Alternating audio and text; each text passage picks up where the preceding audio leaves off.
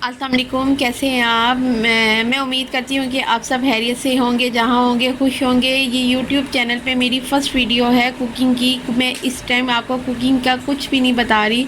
मैं सिर्फ़ आपको सिर्फ़ और सिर्फ केलों के बारे में बता रही हूँ कि केले सबकी बहुत पसंद होते हैं, बच्चे बड़े सब बस शौक़ से केलों को खाते हैं। और जो केले होते हैं अक्सर जो होता है एक दिन बाद जो केले होते हैं वो ख़राब हो जाते हैं।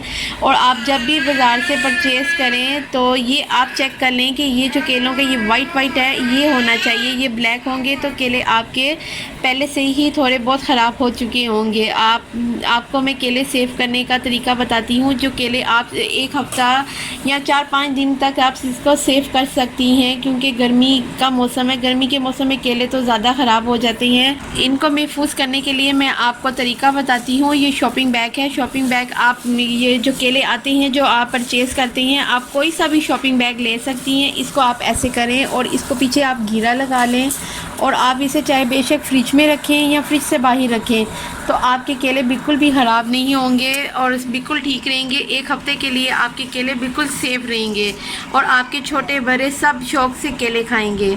आप ये टिप यूज़ करें और मेरे चैनल को आप लाइक करें और आगे वीडियो को आप शेयर करें। ओके, अल्लाह हाफिज़।